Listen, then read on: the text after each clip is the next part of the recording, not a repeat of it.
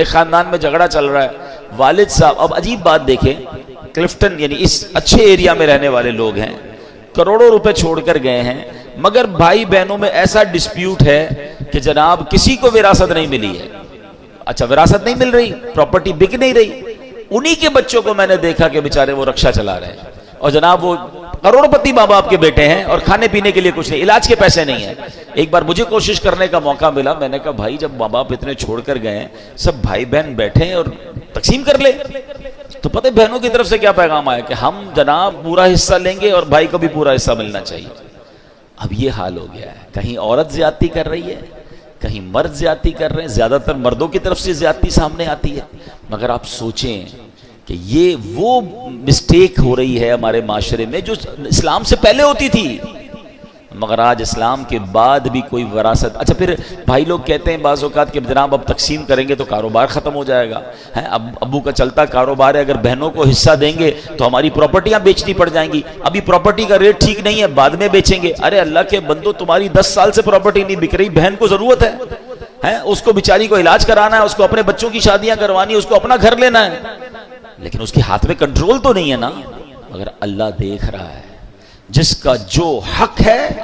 وہ وقت پر دیجئے۔ اور یہ والدین کا بھی ہمیں تھوڑا سا اس میں ایک کردار ادا کیجئے، جو والدین حیات ہیں۔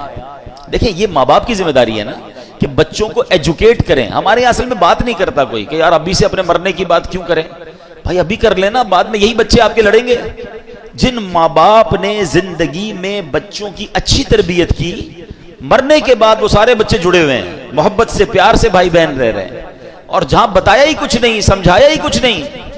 وہاں ہم نے گھروں میں لڑائیاں دیکھی ہیں۔ اچھے خاصے گھرانے کے بچے آپس میں ایک دوسرے کا گریبان پکڑ رہے ہیں کیونکہ بھائی ابو نے یہ کہا تھا، امی نے یہ کہا تھا۔ اچھا ایک اور مسٹیک بھی کرتے ہیں ماں باپ، چلیں یہ بات بھی میں کر لوں، وہی بات دین سے دوری ہے۔ بھائی مثال کے طور پہ ماں کسی بچی کے گھر پہ گئی اور جا کر کہہ دیا بیٹا مرنے کے بعد جو ہے نا میرا سونا جو ہے نا وہ تم نے لے لینا ہے۔ ابو کسی بیٹے کے گھر پہ گئے، کہا بیٹا وہ جو میں انتقال ہو جائے نا میرا پلاٹ تم نے لے لینا، یہ تمہارا ہے یہ پلاٹ۔ اچھا کسی بیٹے کو کہہ دیا یہ گھر تمہارا ہے، کسی کو کہہ دیا فلاں چیز تمہاری، بتایا کسی کو نہیں،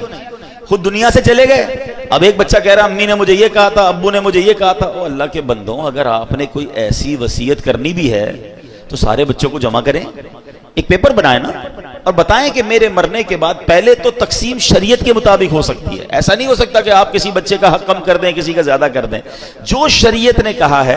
اس کے مطابق آپ سب کو بٹھا کے سمجھا دیں اور سب بتا دیں۔ بلکہ یہاں تو میں ایک اور مشورہ دوں گا کہ شریعت نے ہمیں یہ بھی اجازت دی ہے کہ ہم اپنے مرنے کے بعد ہمارے مال کا زیادہ سے زیادہ 1/3، 1/3 جو ہے وہ ہم کسی اچھے کام میں وصیت کر سکتے ہیں۔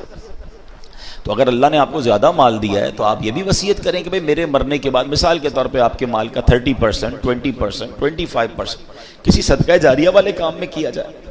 باقی بچوں میں شرعی حساب سے تقسیم ہو جائے۔ اگر یہ وصیت آپ کر جاتے ہیں تو فائدہ کیا ہوگا